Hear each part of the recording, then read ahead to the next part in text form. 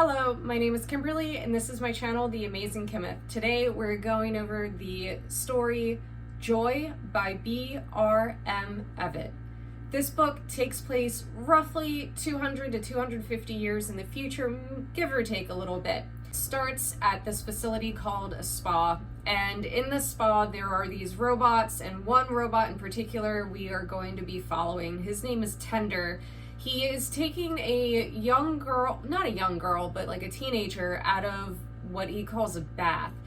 And he is going to have her artificially inseminated. At this facility, there are humans that are just in this strange stasis where they only feel joy. They don't feel anything else. They're in a permanent sleep, basically, where they just live a life of complete joy and happiness and ecstasy. They know nothing about the rest of the world. So while this robot Tender is taking this girl out of the spa so that she can be artificially inseminated, because they are bred and then immediately at birth they're put into this strange spa. So this robot is taking this girl out to have her be artificially inseminated. And during this time, there's this massive hurricane that is hitting the coast, and the spa in particular is based out of Boston. So this hurricane is hitting the spa, and the place floods, and the robot Tender, he tries to check on the other humans, and the place is flooded. The other humans have drowned.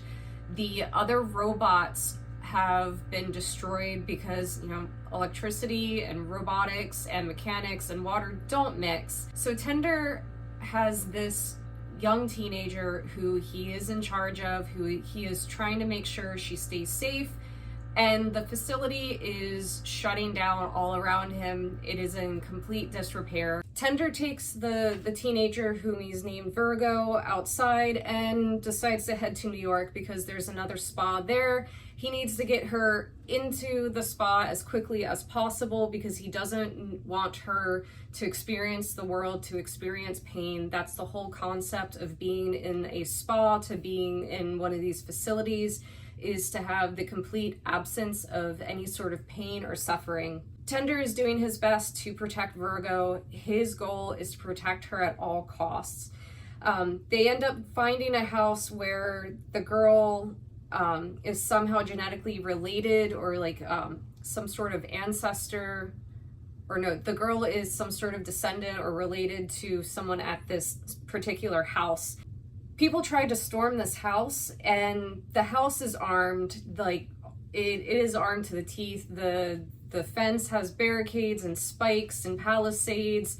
There are machine guns that come up out of the ground and start shooting at people. The house is armed to the teeth. So Tender has Virgo safely in this house, but Tender's trying to make sure that the house is still secure for the girl. There's this man named Horace. He's also called Ashburn. He comes in and he kind of saves the day. He rescues Tender and Virgo. He guides them to his home. There we meet his partner, Letita, and here we find out that there have been massive bombings on various cities throughout America. There is a massive civil war that happened. The infrastructure of the United States is basically ripped to shreds. The spa in New York City is gone because New York City is gone because of all these bombings that have occurred. We then take time in the story where we explore Virgo, and we find out that she's an invalid. I mean, she is a teenager that has never lived. She doesn't know how to walk. She doesn't know how to speak. She doesn't know how to eat. There's a learning curve that Tender and Horace and Letita have to go through because this girl has been basically a potted plant for over a decade. So she has to learn different things. And it's a little bit of a struggle trying to deal with this because she does have intelligence. She's just never had to do anything. And it reminds me a lot of children that are abandoned and like raised by wild dogs, where certain parts of their brain don't develop, or ends up being difficult to develop later on in life when they're reintroduced to civilization. And then we find out that there might, big emphasis on might, be another spa in California. But how are we going to get there? Because America has been split into multiple factions. And like I said, the infrastructure, like roads and stuff like that, is pretty much gone. As the story progresses, we find out that Ashburn and Letita aren't exactly what they portrayed themselves to be to Tender. Imagine that. Tender and Virgo, they end up leaving. They take the dog that Horace has. They take the dog, they leave. And they find they also take a young man that was basically kidnapped by Ashburn, and they decide they're gonna head out. They steal a car that apparently has all these bells and whistles. Think a modern Tesla, but even better. It is armed, it has its own almost sentience. So they're able to get out of the home of Ashburn and Letita, and they decide they're going to the spa. They realize that, yep, New York City is gone. It's a gigantic crater. So they're like, all right, we're heading out to California. So they make it to the plains, and then they get stopped by Native Americans. We find out the indigenous peoples from Canada, America, and Mexico have banded together, and they are fighting against California, which is now a republic, and they're at war. Tender and Virgo and the boy, they are captured by the indigenous people, and they're basically prisoners of war at this point. Tender meets people who have heard of the spa out in California and want to go to the spa. They were given pamphlets as children, like the spa was advertised, and Tender is really intrigued about this because when he became in charge of the spa in Boston, it was a very exclusive, members only kind of thing. So he's trying to figure out what is going on here. A lot of chaos erupts, a battle starts, and then Tender is able to escape with Virgo. They're taken into the spa in California. Some of the other captives that the Native Americans had taken in, they're able to make it to California as well and into the spa. And then we find out that the caretakers aren't exactly what they seem to be. There's a lot of things that are uncovered. There are refugees that have wanted to go into the spa. Some go into it willingly, and then there's other folks that are forced into the spa. Some saboteurs show up and they try their best, but they are thwarted in the end. Tender steps up and he refuses to allow Virgo to go into the spa, but this is what Tender wanted the entire time. That is the reason for this entire story, is so that Tender can get Virgo back into the spa, back into her bliss, her joy.